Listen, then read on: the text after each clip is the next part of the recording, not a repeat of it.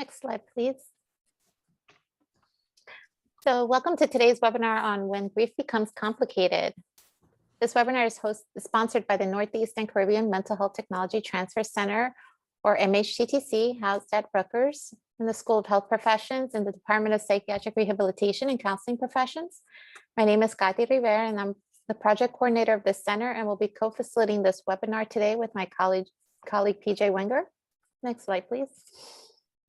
The MHTTC is funded by SAMHSA, the Substance Abuse and Mental Health Services Administration, to enhance the capacity of the behavioral health and other related workforces to deliver evidence-based and empirically supported practices to individuals with mental illnesses. Please visit the MHTTC Network website for additional information at mhttcnetwork.org. Next slide, please. If you're interested in staying up to date with the events and products the Northeast and Caribbean MHTTC is providing, please sign up to receive our email communications. You can sign up at the bit.ly link provided on the screen. Next slide, please. Following the webinar, you'll be asked to complete a brief survey. We value this feedback and use it to improve our activities and inform future activities. The surveys are also important because our continued funding is linked to the completion of these surveys. So we thank you in advance for your feedback. Next slide, please. We also want to let you know that this webinar is being recorded and will be posted to our website along with the PowerPoint slides in the next couple of days. Slide, please. We encourage you to interact with our presenters during the webinar by using the chat feature. Please post any comments or questions you have in the chat, and I will collect your questions as we go and ask them of the presenter during the Q&A time towards the end of the presentation. During the webinar, our presenter may pose questions to you. So please use the chat feature to answer these questions. This presentation was prepared for the MHTTC network under a cooperative agreement from the Substance Abuse and Mental Health Services Administration, or SAMHSA. All material appearing in this presentation, except that taken directly from copyrighted sources, is in the public domain and may be reproduced or copied without permission from SAMHSA or the authors. Citation of the source is appreciated. The opinions expressed herein are the views of the presenters and do not reflect the official position of the Department of Health and Human Services, or SAMHSA. No official support or endorsement of DHHS, SAMHSA, for the opinions described in this presentation is intended or should be inferred. I'm going to turn it over to my colleague, PJ Wenger, who will be introducing our webinar presenter today. And again, welcome everyone. Welcome everyone, and we are so pleased to have Dr. Kenneth Doka here with us today. Dr. Doka is a professor emeritus at the College of New Rochelle and senior consultant to the Hospice Foundation of America. Dr. Doka has extensive experience in the area of grief, is a prolific author and speaker, providing keynote addresses internationally. He participates in the annual Hospice Foundation of America teleconference and has appeared on CNN and Nightline. In addition, he has served as a consultant to the medical, nursing, funeral service, and hospice organizations, as well as businesses and educational and social service agencies. Dr. Doka was elected president of the Association for Death Education and Counseling in 1993. In 1995, he was elected to the board of directors of the International Work Group on Dying, Death, and Bereavement and served as chair from 1997 to 1999. The Association for Death Education and Counseling presented him with an award for outstanding contributions in the field of death education in 1998 and significant contribution to the field of paleontology in 2014. In 2000, Scott and White presented him an award for outstanding contributions to paleontology and hospice. His alma mater, Concordia College, presented him with their first Distinguished Alumni Award. He is a recipient of the Caring Hands Award, as well as the Dr. Robert Fulton CDEB Founders Award. In 2006, Dr. Doka was grandfathered in as a mental health counselor under New York State's first licensure of counselors.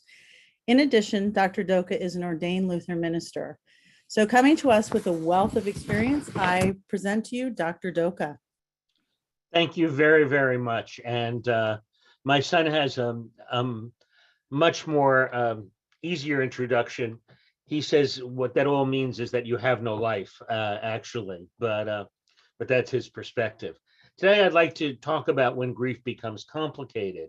And I think we have to remember two things as we even begin this. And the first is that grief is simply a reaction to loss.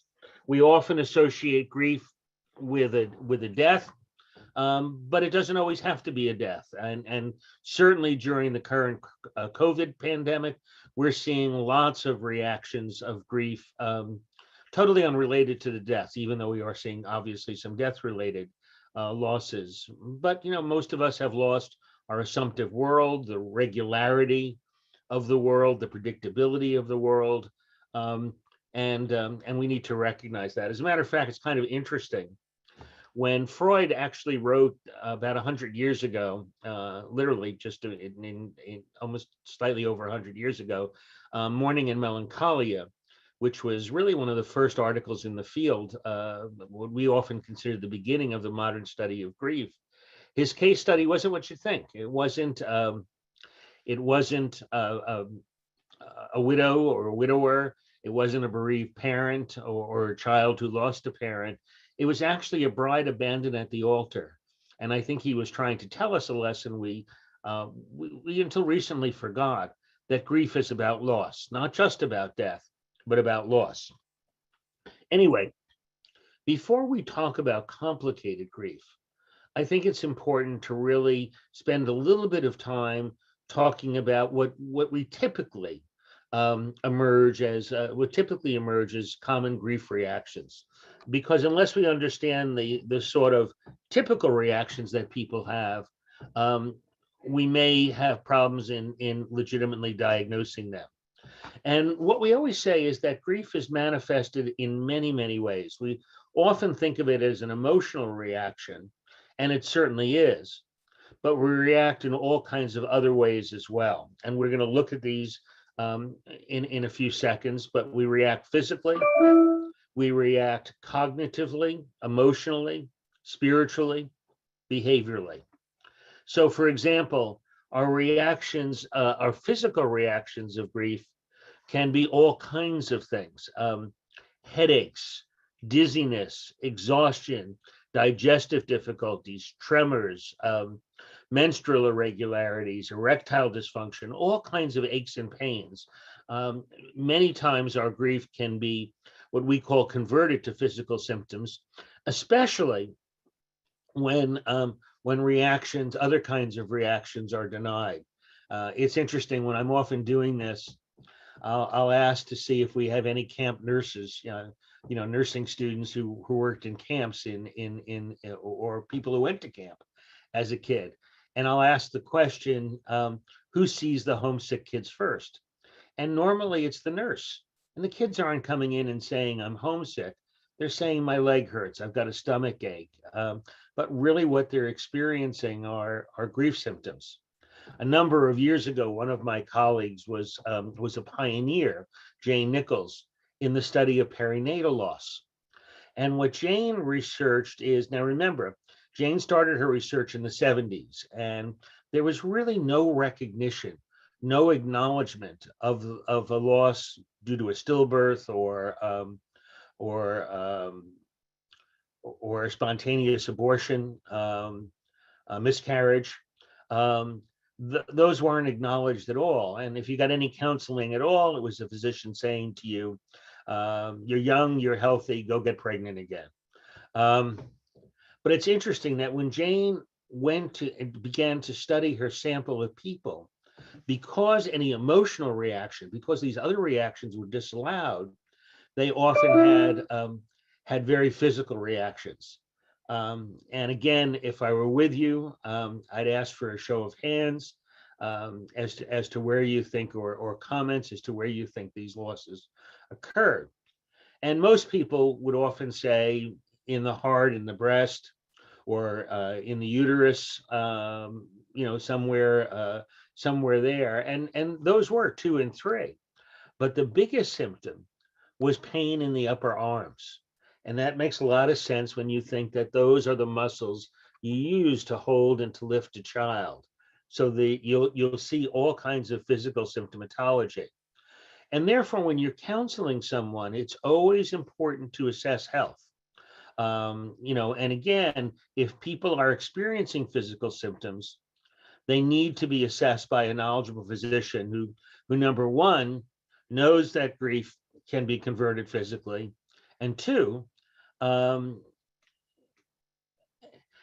and two, knows that people are at risk. And again, especially widows and widowers do have a higher risk of mortality.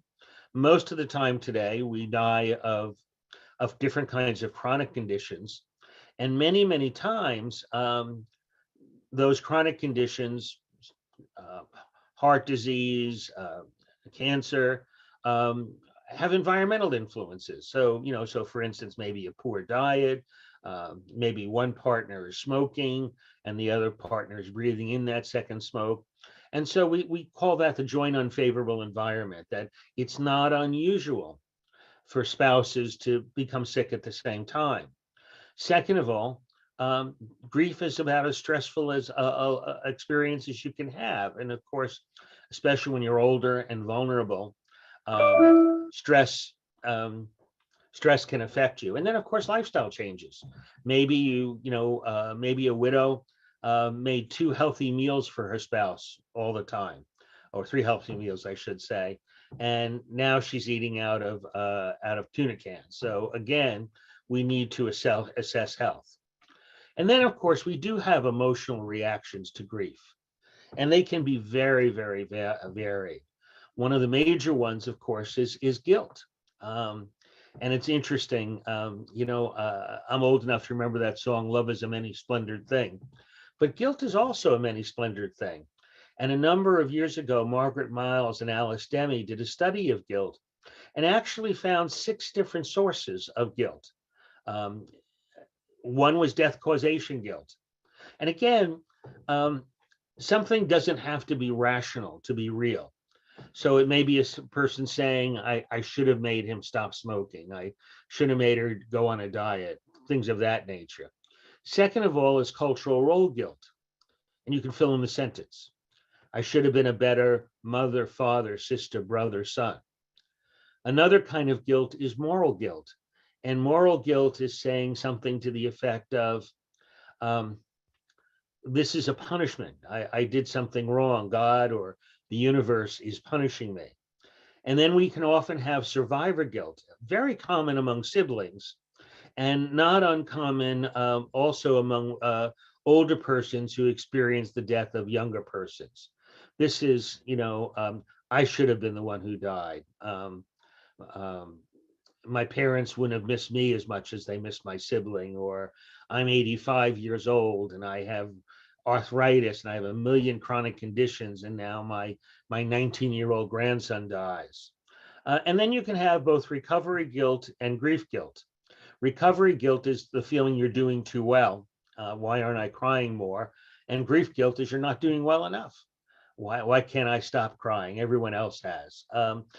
And again, with guilt, in fact, with all these emotions, I always like what Schneidman says. It's not that we experience one and then the other and then another reaction.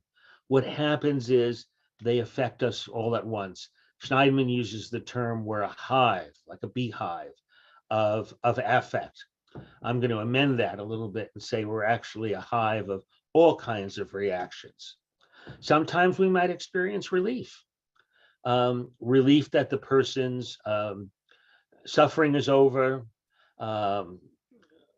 relief that that we don't have to do caregiving anymore, that maybe a relief that a very painful and difficult relationship has ended. And again, it might not have been difficult and painful until the spouse received dementia, or a combination of those factors, what we call dual relief. Anger is very common. As a matter of fact, the term bereaved could be best translated from its Latin, which means to have something ripped away from us. If you go back to the 70s, to be bereaved is to be ripped off, to have someone ripped away. And of course, anger is a natural response to that. Sometimes we can experience even a sense of emancipation. We feel freed. We were caregiving 7 days a week, 24 hours, and now we don't have to do that anymore. Sadness and loneliness, very common. Yearning for the person, very common. One we don't talk about a lot, but one that I always like to mention is jealousy. Sometimes we can even be jealous as part of a grief reaction. How come your spouse is still around? How come your partner's still alive and mine isn't? Or how come, how come you have children and my child died? And then we can have positive emotions too. And what I mean by positive emotions is not that I'm glad the person's dead, although sometimes that can happen, but that's much more rare. Sometimes it can simply be, I did a study, for example, of caregivers. And often after caring for somebody for a long time, many of these caregivers had almost a kind of sense of pride. Um, I never thought I could take care of him as long as I did. He never wanted to go to a nursing home, and I was able to provide him at home. I'm a lot stronger than I thought I would be. So again, we can have a variety of emotions, and again, all swirling around within us. And then grief, just typical grief, affects the ways in which we think. It affects us cognitively. Sometimes we just feel depersonalized, like we're just going through the motions of life without any affect. We may struggle with disbelief and denial. This can't be real. This can't really be happening. Sometimes we can idealize the person, in which the person who died becomes almost a saint, and that has difficulties for three reasons. When idealization becomes extreme, and in many ways it's supported in our culture. We often say to somebody, don't think of the bad times, just think of the good times, focus on those. But in reality, grief involves confronting your own reactions, confronting your own feelings, among other tasks. And part of that is that most relationships have some degree of ambivalence. We love somebody, but some of the things they do really annoy us. And when we idealize the person, it inhibits that process of emotional exploration. Second of all, it makes life very difficult for survivors because we always feel like we're competing with a dead, perfect ghost. And then sometimes, of course, the other thing that happens is we can idealize very, very destructive behaviors. I once dealt with a young teenager, a 14, 15-year-old boy, whose two brothers had died of substance abuse. One of them essentially nodded out in a snowbank and died of hypothermia. The other one died within 2 weeks of each other of an overdose. But to this kid, he idolized his brothers. They were the epitome of cool. And about 15 years later, actually around his 33rd birthday, he died of substance abuse. The other process, which is equally problematic, is demonization, maybe with an abusive spouse. And again, we have to recognize our ambivalence. We can become preoccupied with deceased, constantly going over things in our head. We can be confused and disoriented. We can have obsessive thinking, particularly about preventability. If only I did this, if only I did that, if only I got there sooner, if only I made him go to the doctor. We may have an inability to concentrate or to focus. And you can see how many of these manifestations of grief can be confused with learning disabilities, particularly in children. And that's one of the reasons why it's really, really critically important when you're assessing a child for learning disabilities to have a sense of that child's losses, and to do really what we call a loss inventory. And then, of course, we may search for meaning, that existential question of why did this person have to die and why now, and what is the meaning of that? And then we may have extraordinary experiences. And it's important to talk about these because these kinds of experiences can, which are very, very normal in bereavement, can lead to us looking at something as highly unusual, highly problematic, when it's really not. And these experiences come in a lot of different ways. I'll tell you the first time I experienced it. I was a young counselor.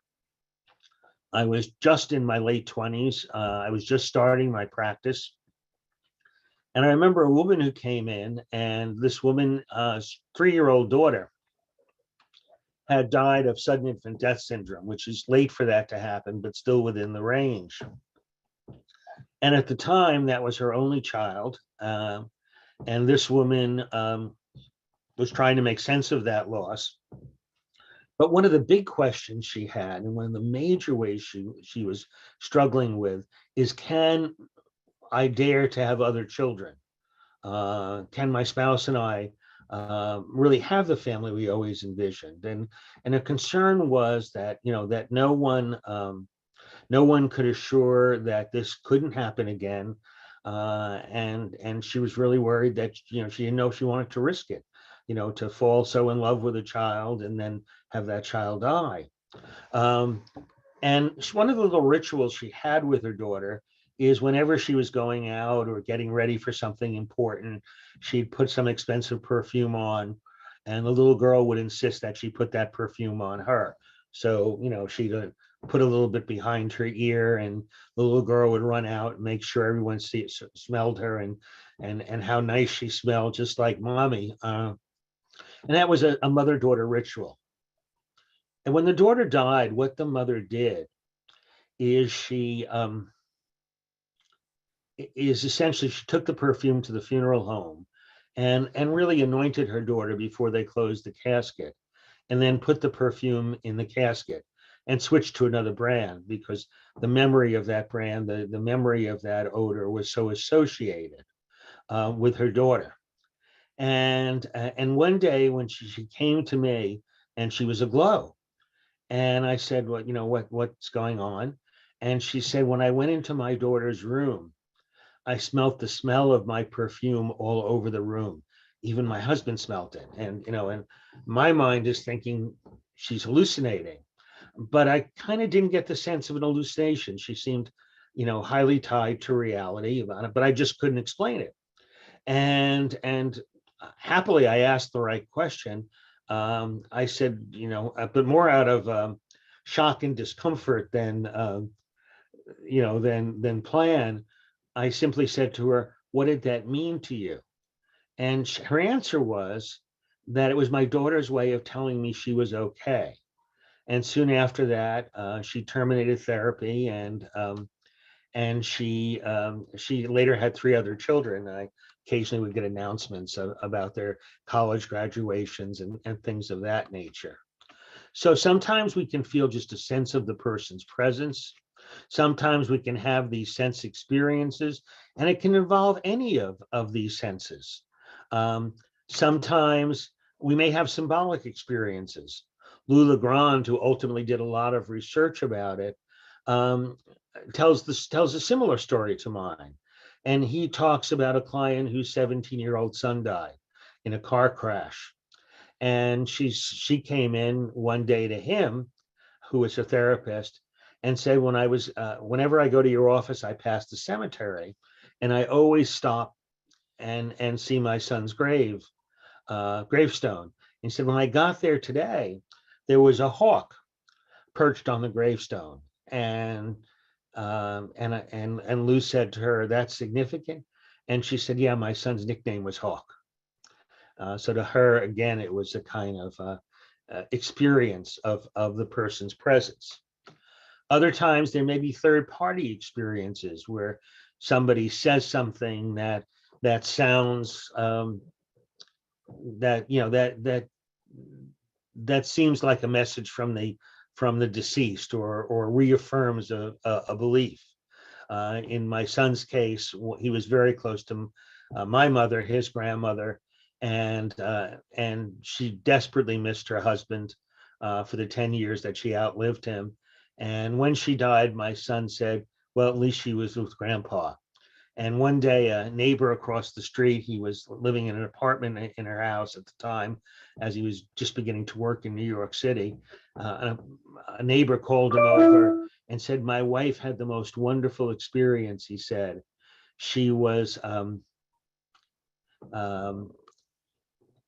she saw your parents. She had a dream where she saw your parents walk up the street hand in hand, and that was very reassuring to him. And sometimes we can have, very commonly, our own dreams, and these can be very basic, what we call basic grief dreams. They're filled with, with different kinds of symbolism.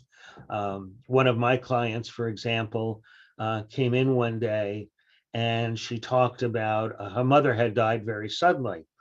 And she had these repetitive dreams where she was on a plane with her mother. They occasionally flew together different places. And the mother went up to use the restroom. And she seemed to be taking a long time in the restroom. And then, when the message came on to get back into your seats, the person called the flight attendant and said, my mother's not here. Would you check on her? And the flight attendant came back and said, honey, nobody's in any of the restrooms. And it was interesting. One of the ways you sometimes can counsel people who have dreams is to ask them to title the dream. And the way she titled it really made her understand it. She titled it Vanished into Thin Air. And she realized that was her experience of a mother's death. Her mother had vanished into thin air. She was there one day and died suddenly the next. And the other kind of grief can be a visitation dream. They're much more vivid. They're easily remembered. The interpretation is clear.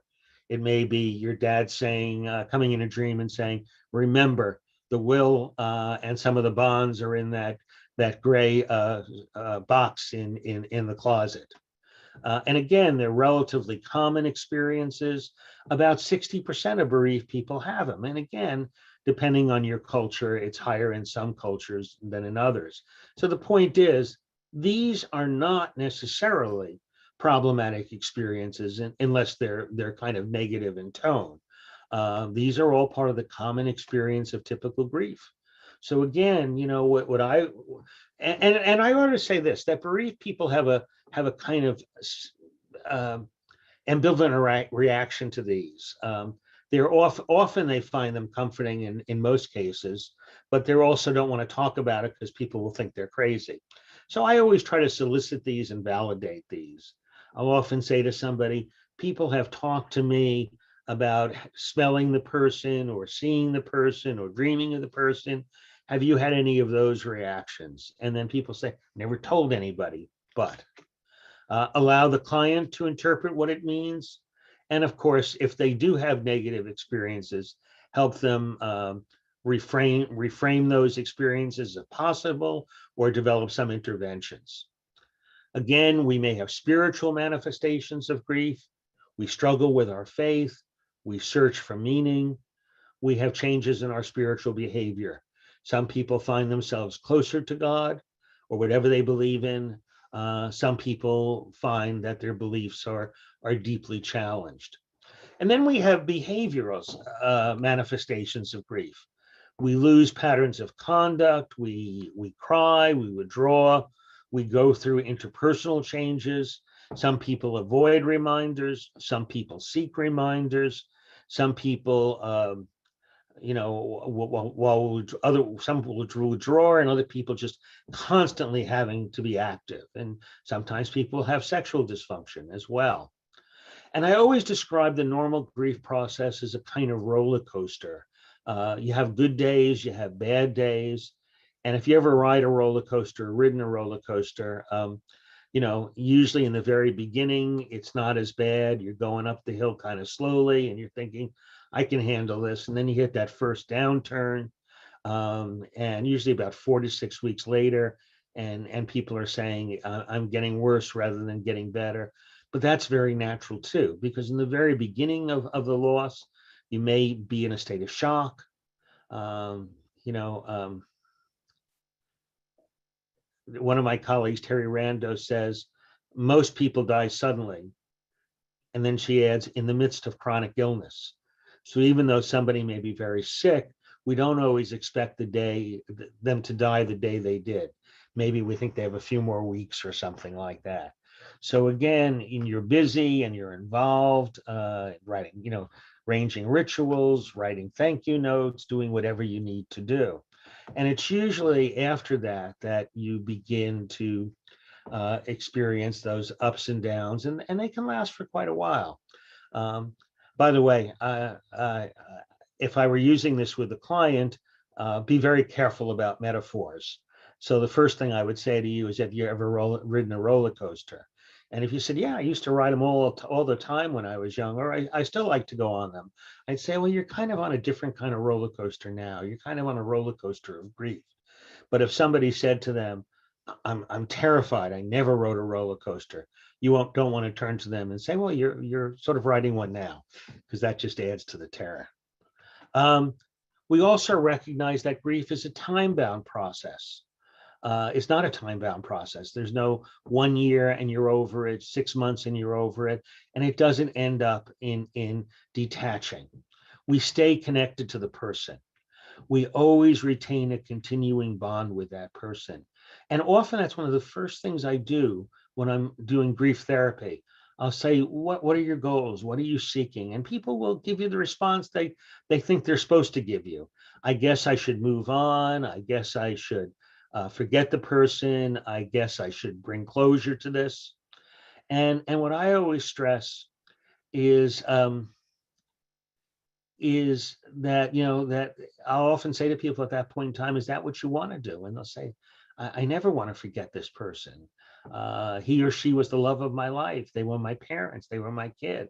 And I'll say, the first sign that you're doing better is when you're able to laugh at a story and remember a story that's now too painful to recall. You really want to emphasize that you will never lose that bond. It'll change now. It'll become not so much a physical and interactional bond, but an emotional and spiritual bond, but it'll never go away. So what I like to talk about is what I call grief amelioration, that over time, for most people, pain diminishes. The roller coaster begins to even out. You have more good days than bad days, and finally, mostly good days. Individuals function as well as they did, sometimes even better. One of the things we're not talking about today is what we call post-traumatic growth, that some people will actually improve as a result of their loss. But that grief has a developmental aspect. That means even years later, we can have those surges of grief. It may be the young woman who's 15 years old when her father dies, and 12 years later, as she's undergoing loss, 12 years later, maybe when she's going on a wedding, and her wedding, and she looks at her side and she sees her brother there, or a stepfather there, or a grandfather, or a mother, or somebody else. She says, my dad should be there, and there's a surge of grief. And all of that is very, very normal. As a matter of fact, when I'm terminating with clients, I'll say, there are going to be moments, painful moments in the future, when you wish your dad was, or your mom, whoever you lost, was there. What might some of those moments be? And and help them to recognize when they come. That's not unusual. We always stay connected. People are part of our memories. They're part of our biography. If you knew my family, you'd see part of my father in me. You'd see part of my mother in me. They give us our legacies and liabilities. I always start each day by making a list of things to do. My father did that. My son does it. So we have those legacies and liabilities. We have our spiritual beliefs that may look toward different connections. Whatever those spiritual beliefs are. And as I said, we've often had those extraordinary experiences. We also have to realize that not all continuing bonds are good. Some are problematic. I call those when the ghost rules. I made a promise to my husband when he was dying, or my wife when she was dying, that I'd never marry again. And 5 years later, the client has met somebody and they're sort of, they want to move on to their relationship, but they really feel they can't. Or other times the connections are problematic because there's no acknowledgement of loss. And all of these impair growth. And again, the research says, that some continuing bonds can be associated with complicated grief, but obviously not are. Now, everything we've set up until now is what's considered typical grief. But now we're moving into what I call more complicated forms of grief. And the first set I'm going to talk about just for a moment, just for a single slide, is what I call the warning signs, the yellow lights, the caution signs for a therapist. One is they begin to take on the behaviors of the deceased. And as I said, that's a warning sign because it may be that they're just having to adjust to the loss. So the father was the disciplinarian and now the mom has to be much more of a disciplinarian. But sometimes it means they really can't let go of that person in any way. And they want to sort of bring that person back in their life by acting like them. Or they begin to experience symptoms of the deceased illness, which again, sometimes can in fact be that they a mutual diagnosis. And sometimes it can be again a sign that that their bond is not evolving. Now, here's where we get to the stop signs. Here's to where we get to what might be more complicated grief reactions. And these are self-destructive behaviors, obviously, including substance abuse.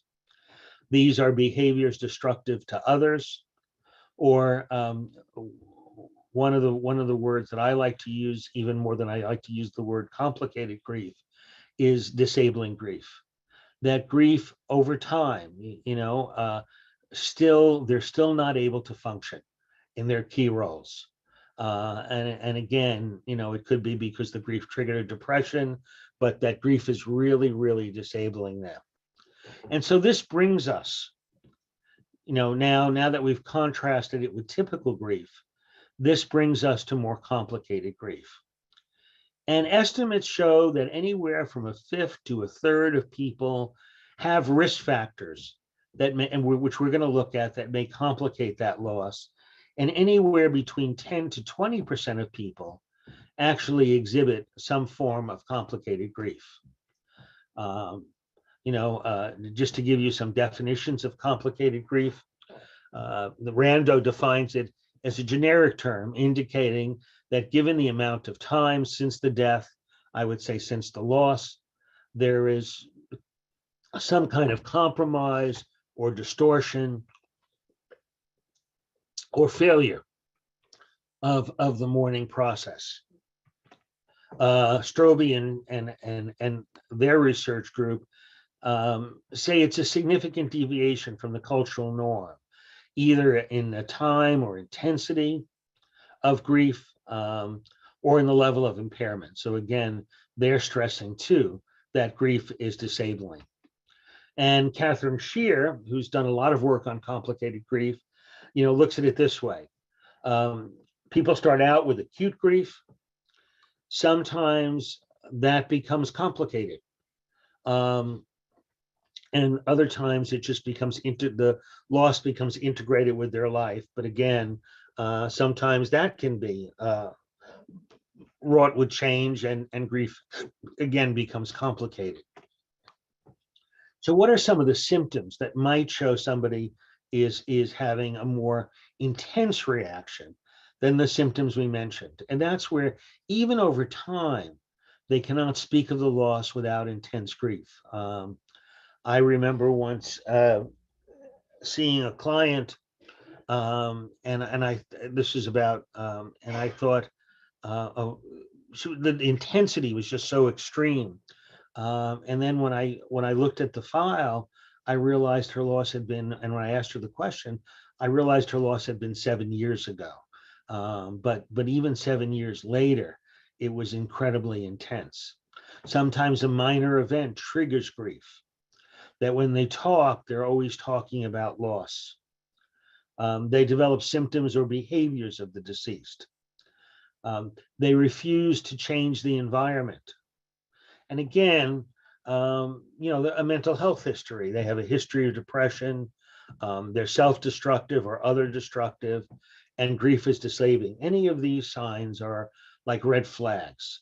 They say something may be happening here. And again, other research has found factors that may lead to complicated grief.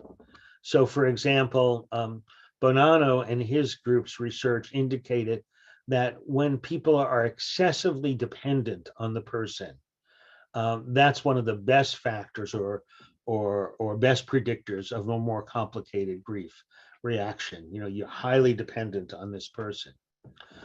Scott and White, Gamino and his associates out of the Scott and White Hospital did a study, and they found 3 major factors and then 2 other ones that were significant. That's why I have it in that way, that led to complicated grief. Was obviously the younger the age of the person who died, the more complicated the grief was going to be. We, especially in Western society, expect people that they're born, they go through the process of senescence, and aging, and then later on in life they die. But when somebody dies at 35, that's not usual in our experience, and that's problematic. And in association with that death, most of those deaths are in fact from traumatic reasons. Don't have to be, but often that becomes another factor. And of course, a big factor is the perception of preventability. If somebody gets, for example, prostate cancer or liver cancer, you say, I'm not sure if anybody could have prevented it. But if it's an accident, if it's a heart attack, that really gets going what I call the if onlys. If only I had did this, if only I had done that. And then, of course, you might have a history of mental health treatment. And again, it's important to look if the person has had prior anxiety, prior depression, because grief is likely to trigger those as well. And then again, just the number of other losses that they've experienced. It's one thing to lose a parent, and then 5 years later lose another parent. But it's different when you have lots of losses cascading on you. And so that's problematic. Again, other research has said the person's not functioning in 4 months. That's predictive that the person's going to be, grief is going to be more complicated. So we also have to recognize that we can have disenfranchised grief. And this refers to some of my work that says losses that can't be socially sanctioned, openly acknowledged, or publicly mourned are more likely to lead to complicated grief. And Rando has identified disenfranchised grief as a factor contributing to complicated grief. So for example, it's one thing to lose your spouse, but it may be problematic to lose your ex-spouse. You still have, there's still a bond there of one form or another. And there are other factors there then too. So again, or suppose you have a illicit lover in an extramarital affair. That's going to be a complicated loss. So we've got to realize that disenfranchised grief runs there. So just to kind of sum this up, what have we found associated with complicated grief? Prior losses, exposure to trauma, psychiatric history, attachment style. Some people have very secure attachments. Others, the attachments are much more ambivalent and therefore more likely to be problematic. Prior relationships. And then there are factors associated with the loss itself. Was it violent? Did it involve a long caregiving history? And how was that experience for people? If it was very difficult, people may be very ambivalent about the death. There's part of them that says, I just wish this would be over. And then they may feel intensely guilty about that. Was it a highly dependent relationship? Was there any opportunity to prepare for the loss? What kind of social support are they getting? Or is in fact the loss disenfranchised? So those are the factors that lead to disenfranchised grief. And then the question becomes, how can we classify forms of complicated mourning? And William Worden, whose book, by the way, if you're going to buy one book in the field, I would certainly recommend Bill Worden's Grief Counseling and Grief Therapy as one of the prime candidates. But Bill Worden talks about what he calls 4 different syndromes of complicated grief. And one of these syndromes is what we call chronic grief. And what we mean by that is that in chronic grief, the roller coaster never ends. It's always there. So we're always sort of struggling with that sense of complication. We don't have that roller coaster just at a high level all the way out.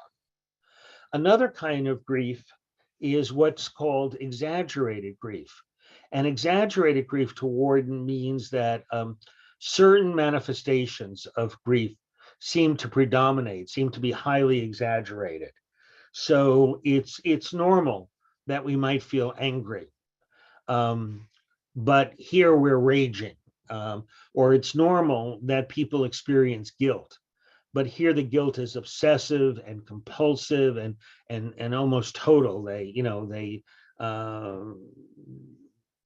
may be engaging in ritualistic behaviors like the constant hand washing or something like that. So whatever the manifestation of grief is, it is highly, highly exaggerated. And then we may have what we call mass grief. And I know many of you in this audience are involved with substance abuse issues.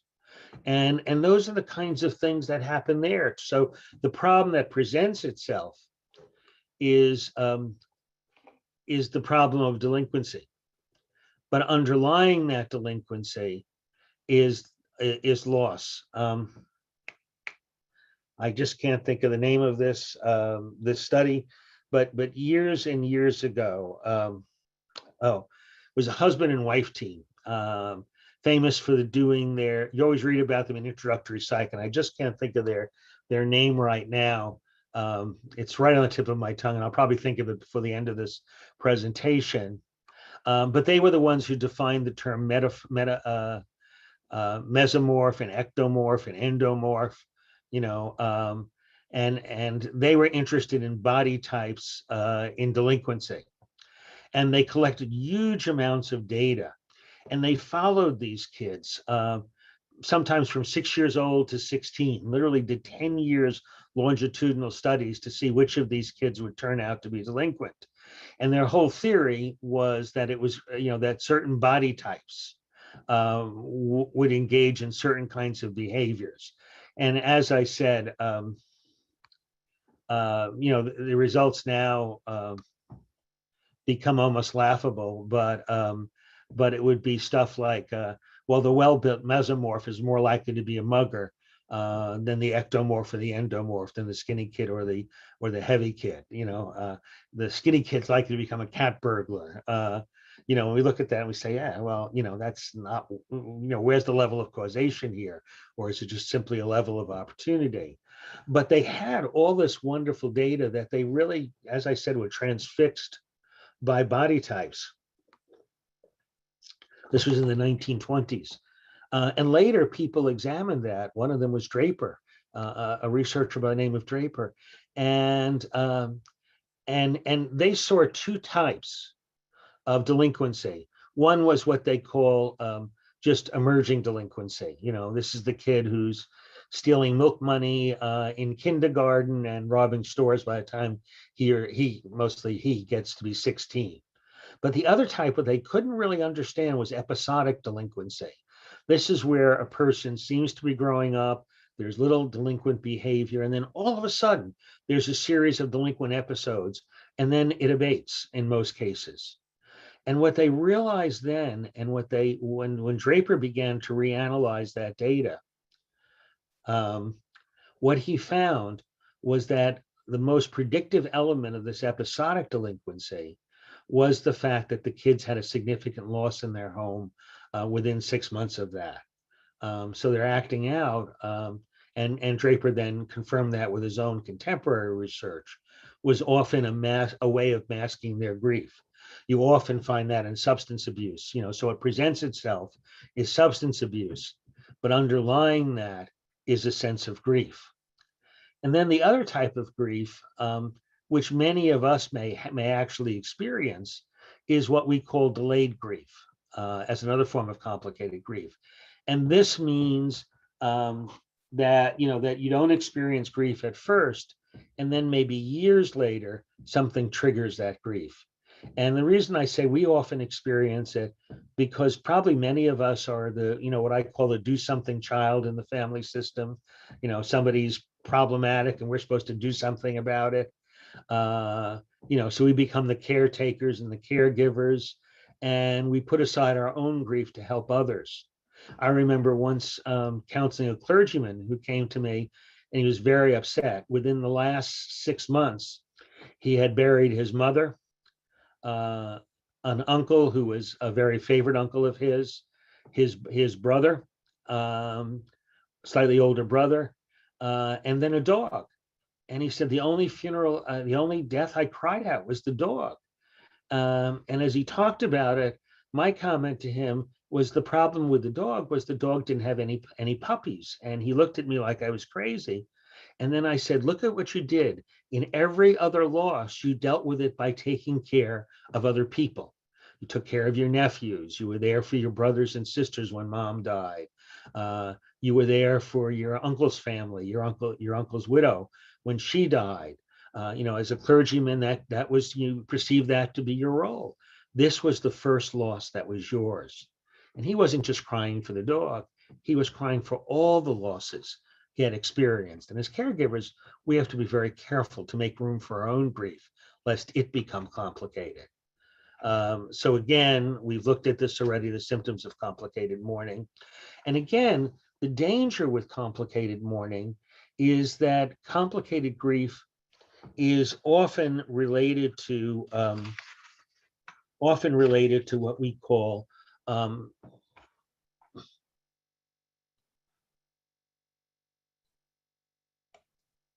often related to both physical and mental health morbidity. In other words, people are more likely to get sick, people are more likely to get mentally sick, or even to find illness. We need to treat it.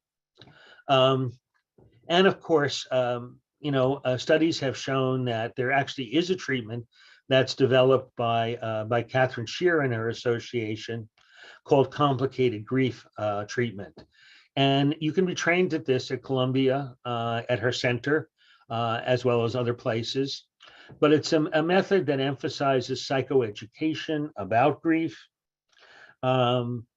It talks about retelling and meaning-making strategies, particularly with traumatic loss, and what's called a dual process approach. And the dual process model is a model developed by Strobe and Schutt from the Netherlands.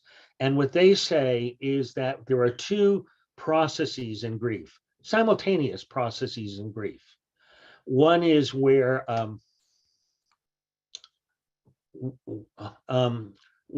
you have to really kind of cope with the loss, and the other is you have to restore or rebuild life now after the loss. So you're kind of between two processes. And what Strobe and Schutt say is that you need to oscillate between these two processes. So you both have to process the reality of the loss and at the same time build a life now that incorporates the loss. I'll give you an example of that. I had a widow once come into me, very, very happy. She said, for the first time since my husband died, I balanced the checkbook.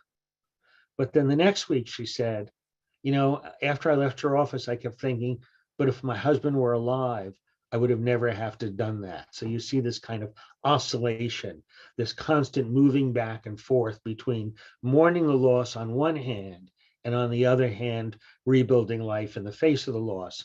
And what Shear's method does is it says, we've got to work on both of these things in that oscillated way. And the research has shown it's more effective than interpersonal psychotherapy or present best treatment. So again, just to give you some examples, don't do this at home unless you take the training.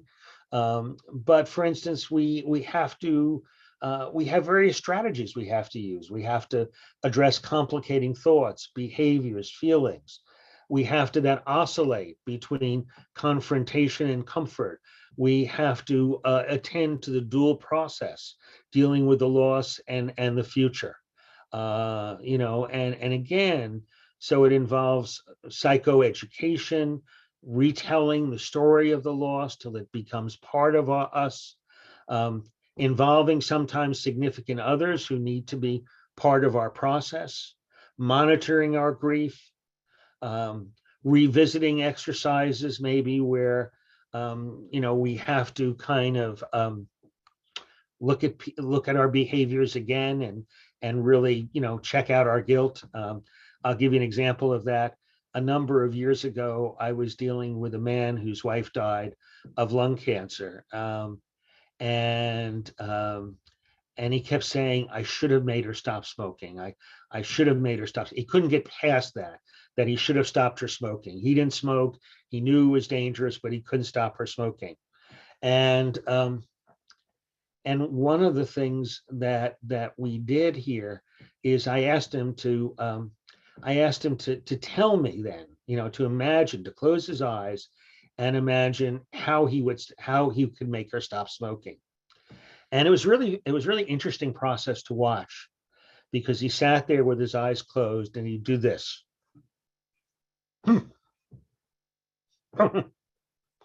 And finally he said, I thought about all the ways I tried to stop smoking. None of them worked.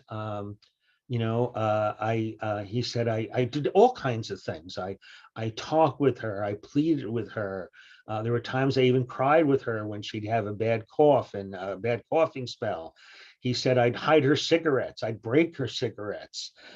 He said, one time my grandson came over with one of those blaster, water devices where he said, whenever I saw her smoke a cigarette, I'd give her a blast with the pistol, the water pistol. He said nothing stopped her. And then he realized I couldn't have stopped her. And that was very important for her. Reviewing memories and pictures. These can be important techniques to help people deal with more complicated grief reactions. For example, one woman was a caregiver for a husband for many, many years with Alzheimer's. And one of the issues that she had was, I cannot remember. All the memories of him before the disease have been blocked out by the horrible events of the disease.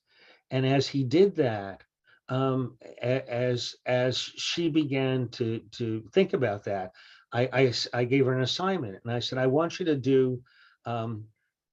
take a photo album, a new photo album, and do like a history of your life together. And when she did that, that helped restore some of the older memories.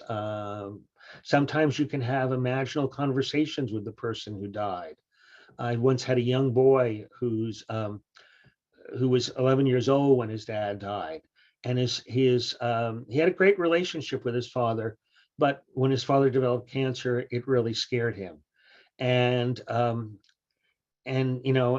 he felt very, very guilty. Really was consumed by guilt, because the last session with his father, he wasn't aware that his father was so close to death. Nobody was. Again, we die suddenly in the midst of chronic illness. And what happened is that as he was that he wanted to get home. He didn't like being around the hospital. It scared him. It scared him to see his father, who was almost skeletal at this point in time. And the father's, and so he was trying to push his mother out. I think he even had a basketball game that day. And and the father said, give me a hug. And he said, not tonight, Dad. Tomorrow we got to go. And of course, his father died that night, and he felt overwhelmingly guilty. And so I did an exercise with him, similar to the empty chair exercise, where he spoke to he told his father. I said, imagine your father sitting in that chair, and I want you to have a conversation with your father about what happened that day. And he started crying and said, I'm really sorry, Dad, and all this kind of stuff, and really poured out his heart. And then I said, now I want you to sit in that chair. And I want you to I want you to answer as you think your father would. We sometimes describe this as accessing the other. And he sat in the chair, and it was the most remarkable experience. He was about 14 at the time. And he looked, and he kind of laughed, and he says, "Is that what's bothering you, Bud?" And he started laughing, and he said, "That's exactly what my dad would have said." And to him, it was a really growth. And of course, we need to let our clients pay attention to their self-care, their core values, and look at a future. So again, there are treatments for complicated grief. This is just a model of the treatment that SHEER uses. The introductory phase. Again, you can see psychoeducation. You can see, beginning to lay the groundwork for all of this in the first 3 sessions. The middle phase, you really see that, which is the heart of treatment to SHEER. You really see that dual process. Again, dealing with loss and dealing with restoration. And then the terminal phase is the transitional phase. Again, summarize gains and plans for the future, process termination. And part of what I would add to that, and I'm sure SHEER does it, is to talk about when you're going to have those surges of grief that are very, very normal and natural as you go through your life, to just give persons warning that goes. Well, let's deal with one other issue, and how to classify complicated grief, and how do we classify complicated forms.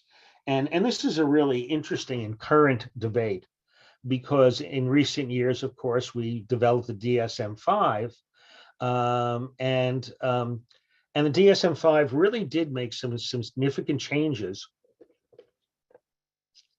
some of them very controversial, in how we look at grief. And of course, I don't have to, when I'm doing this to my students, most of them are starting out, and they really need to know about the DSM. And again, if you look at the history of that, the DSM-3 introduced the term bereavement exclusion for major depressive disorders. And what they were afraid of was that people who were grieving would become overdiagnosed and overmedicated. And so, for instance, so you couldn't diagnose somebody with depression, depending on which volume of the DSM and which version you looked at, for a period of time if someone had a recent bereavement, 6 months, a year, whatever that was at the particular version. And up until the DSM-5, there was really no way to categorize complicated grief reaction outside of other conditions. And that's beginning to change now.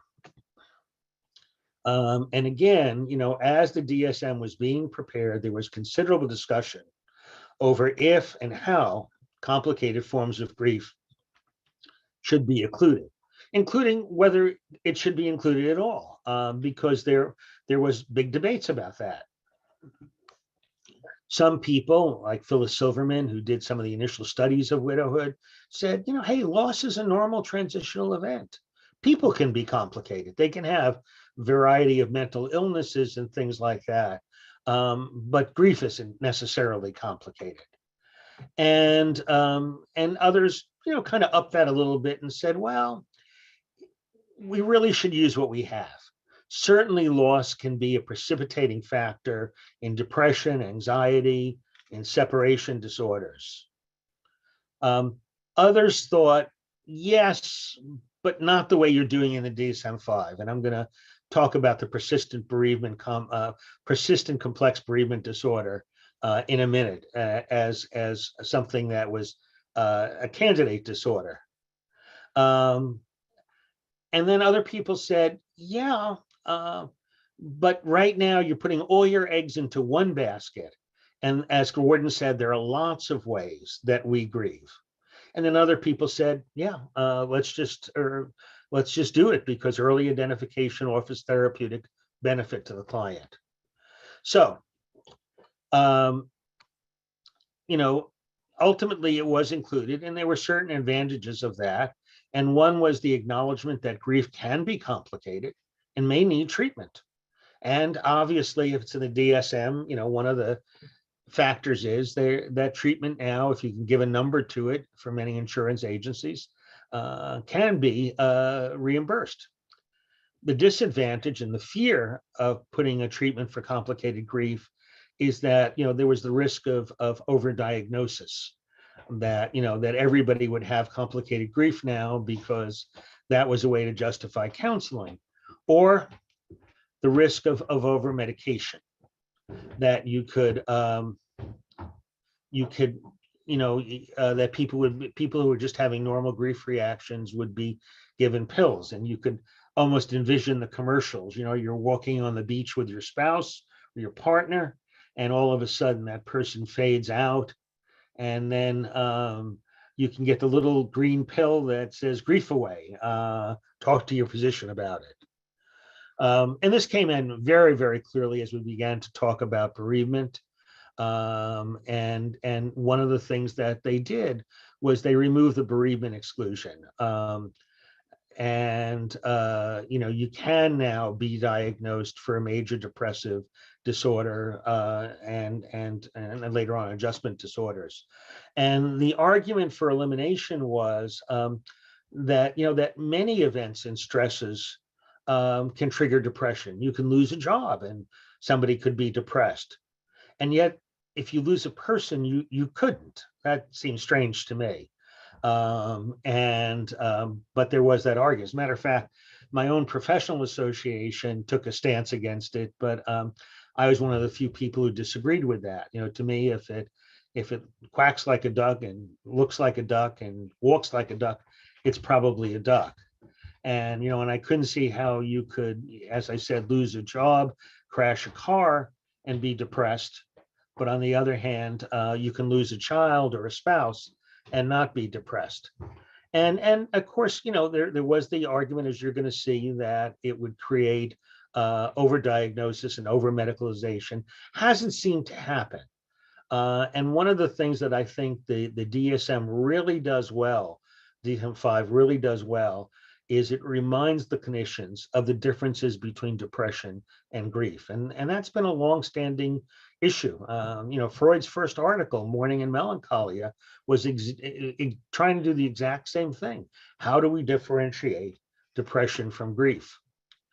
Again, the arguments against elimination was that it might overdiagnose, and that mild, depression can be a common manifestation of grief. The other thing the DSM did really, really well is it acknowledged other forms of complicated grief. So for instance, separation anxiety disorder. And while the DSM-5 makes the distinction, while that grief involves yearning for the deceased, fear of separation from other attachment figures is the central factor in separation anxiety disorder. So, so what's happening is, let's say one of your children die of something, and then all of a sudden you don't want to be separated from any of your children. When they go to school, you're deeply anxious that something's going to happen. And now, of course, that can even be diagnosed in adults. So it does allow us the diagnosis of separation anxiety. It also has that as a category in adjustment disorder. And adjustment disorders are problematic responses to life stresses. So again, you can have an adjustment disorder due to a job loss, due to a loss of a person. And again, that opens it up. So again, just to kind of review this, and we'll move towards summation in a minute. What really is important here is that, well, just to note the changes in the DSM-5, we use Arabic rather than Roman numerals, and this will lead to minor revisions coming out as 5.1, 5.2. Uncomplicated bereavement retains that V code, and we'll talk about that in a minute. But we do have complicated grief as a subtype of adjustment disorder. You now have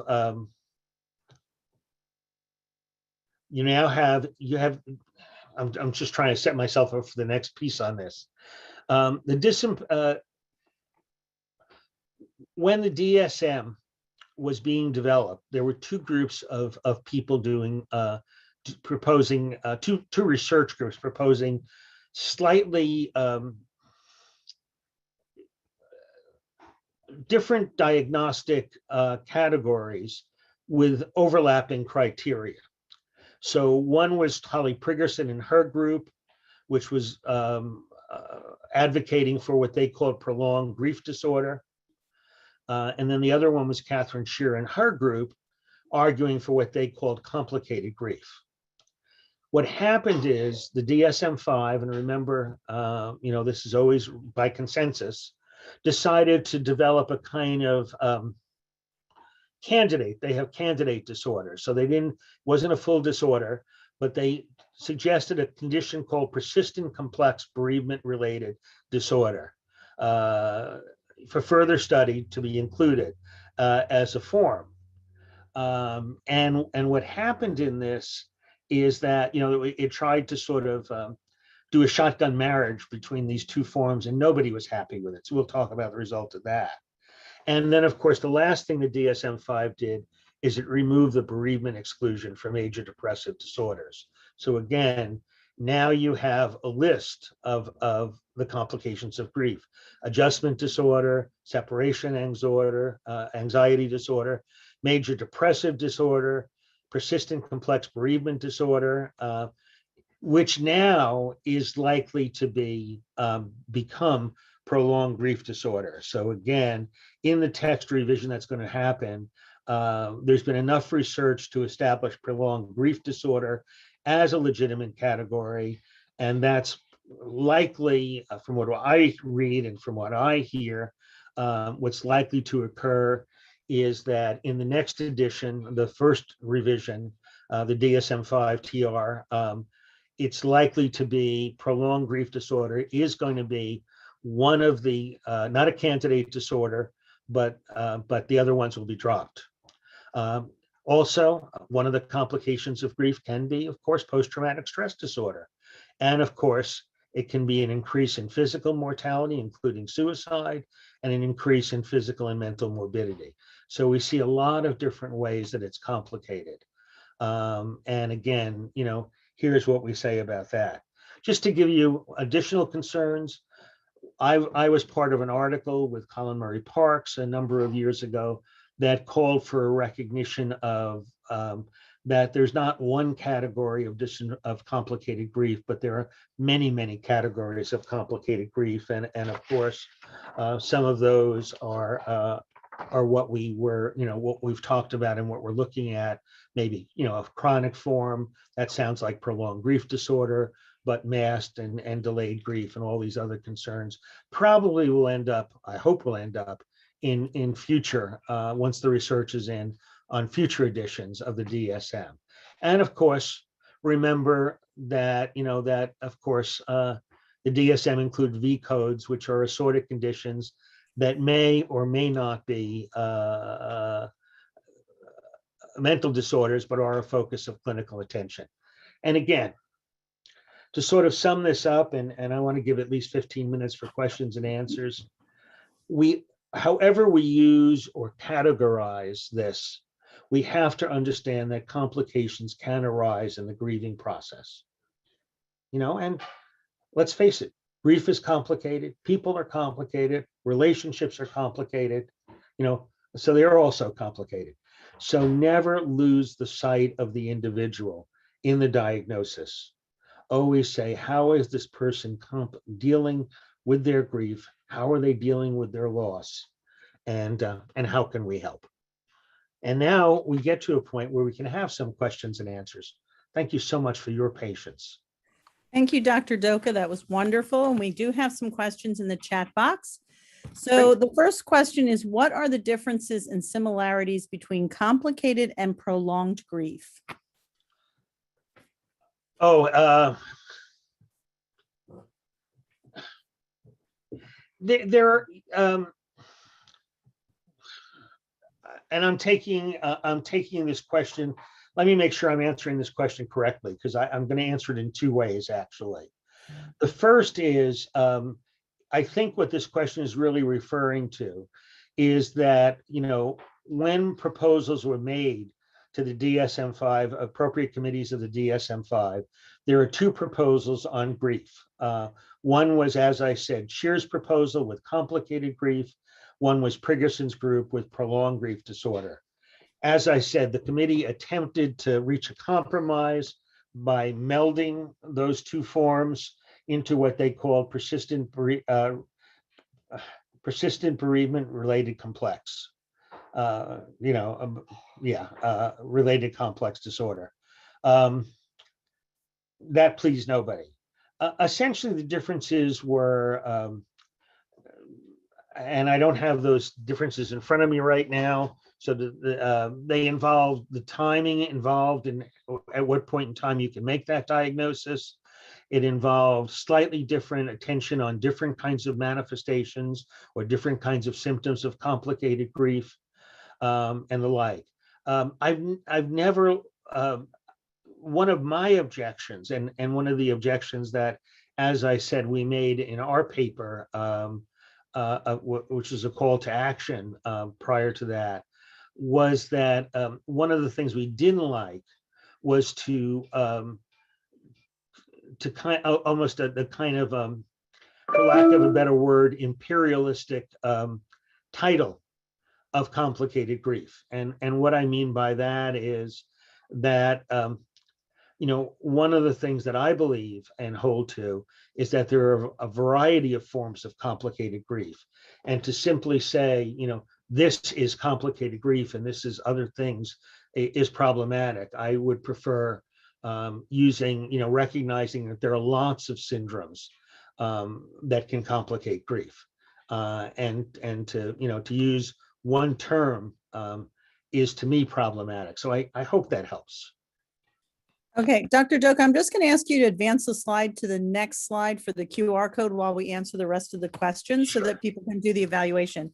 Question 2, what does time mean? How long is normal to still experience acute grief? Whoa.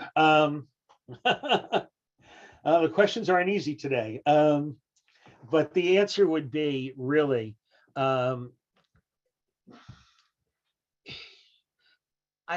I guess what I'm trying to say and what I want to say is that time is one of the less significant factors. When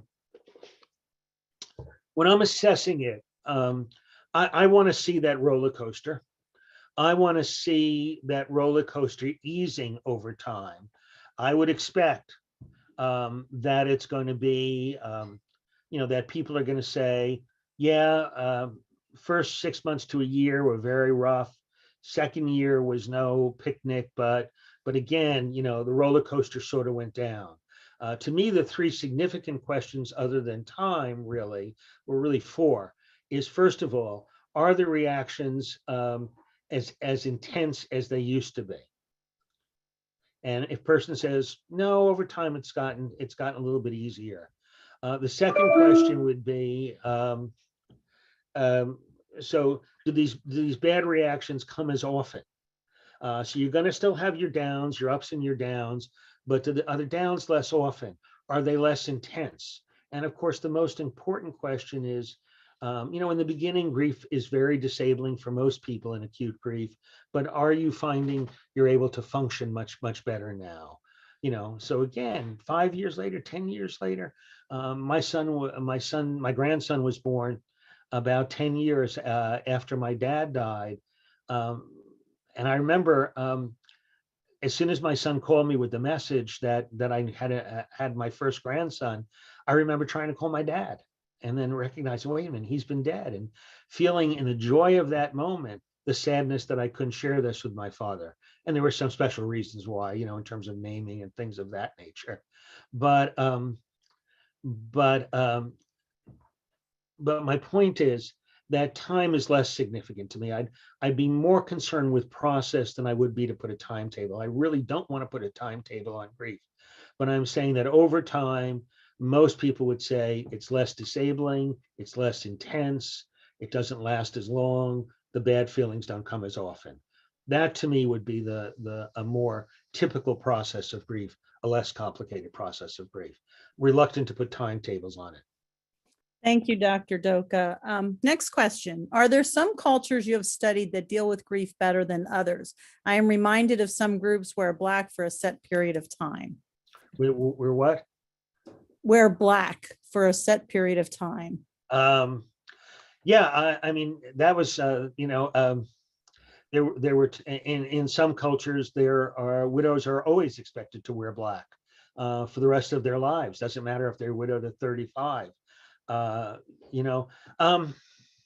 like to look at it this way. I don't like to say one culture does it better and we all should learn from them. Cultures differ in their ability, in the ways people attach, in the relationships that matter, in the way that in the styles and ways that we grieve. When I approach culture, I always approach it with this question. How is this person's cultural background, their own cultural beliefs? How are they facilitating the grieving process, and how are they complicating the grieving process? I don't want to talk about cultures that are better or worse, but I want to acknowledge the varied strengths you have in different kinds of cultures. So for instance, in many tribal cultures, grief is far more communal. But they may have other issues and other problems as well. I work with the Inupiaq people of Northern Alaska. They had a lot of things that facilitated their grieving process. Rituals tended to be very community oriented. You had to bury people at certain times of the year because you're dealing with the frozen tundra. And they became community events where the men would dig and the adolescents would bring hot water to soften the ground, and the women would make food and feed people during the day, and the community would come together at night and feast and dance, and those were very positive. But they also had other kinds of things which were which were problematic. Many deaths were disappearances. If I make a wrong turn in Poughkeepsie, New York, I may be 10 minutes late. If I make a wrong turn in the tundra, consequences can be far more severe. So, again, among the Inupiaq, alcohol and substance abuse tend to be complicating factors. Remember, as with many indigenous people, especially in the Americas, liquor, European, old world people whose roots are in the old world, Africa, Asia, Europe have been dealing with fermented drinks for 30,000 years. Literally, we found substances of a beer-like substance in that dates back about 30,000 years. People in the New World, indigenous people in the New World were only exposed to that 400 years ago. So substance abuse can be a complicating factor. So my question is not to say which culture is better, but what are the strengths and limitations of each culture? How do they constrain and how do they complicate and how they facilitate the grieving process? Thank you, Dr. Doka. Next question. What about complicated grief of a person who was abused by a parent and there's no reconciliation between the two? One of the big factors that certainly affects grief is ambivalence. The more highly ambivalent a relationship is, the more difficult it is to grieve that relationship. And of course, that relationship and abusive relationships tend to be highly ambivalent. You find the cycle, for instance, in spousal, where there's an incident of abuse, and then the person is wants to make up. They're as nice as going to happen. It's never going to happen again. And then of course it does. So you're looking here in abusive relationships with highly ambivalent relationships, and just like with idealization, you have to ask the question, what did you like about the person and what didn't you? Here you have to ask the question, what didn't you like about the person? What, how did but were there good moments, to get the person to recognize and recognize the abuse. And again, abusers often, and their abusees, whatever kind of abuse you're talking about, often do have these highly ambivalent relationships, which are right next to dependent relationships, extremely complicating in the grieving process. Complicated relationships means complicated grief. And last question, how do we help normalize the conversation on grief? Grief is sometimes an uncomfortable subject. So how do we support a person in their grief and allow them to express themselves without judgment? Well, of course, that's the heart of therapy, that we provide a non-judgmental experience.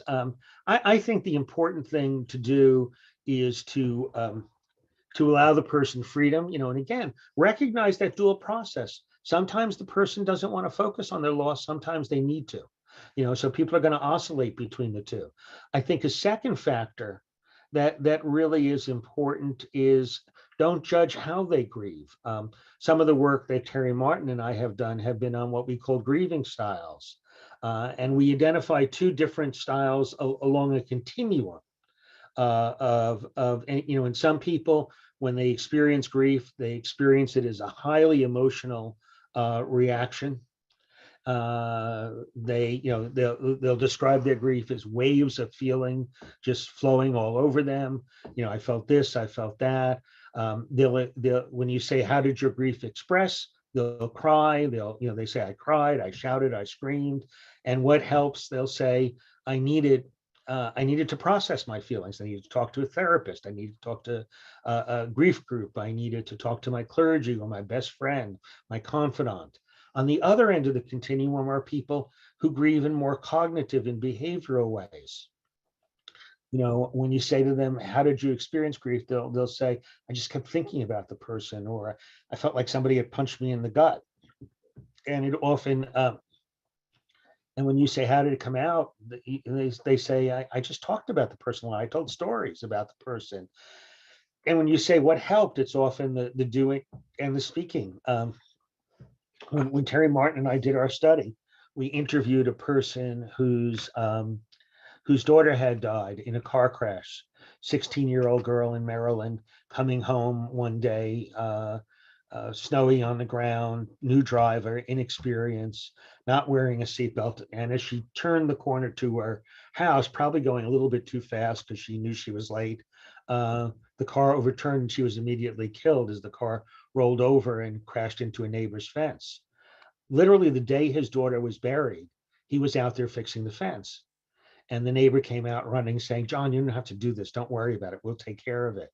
And he said, no, I need to do this.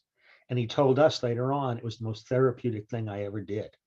I couldn't fix my daughter. I couldn't fix the car, but I could fix the fence. I needed to fix that fence.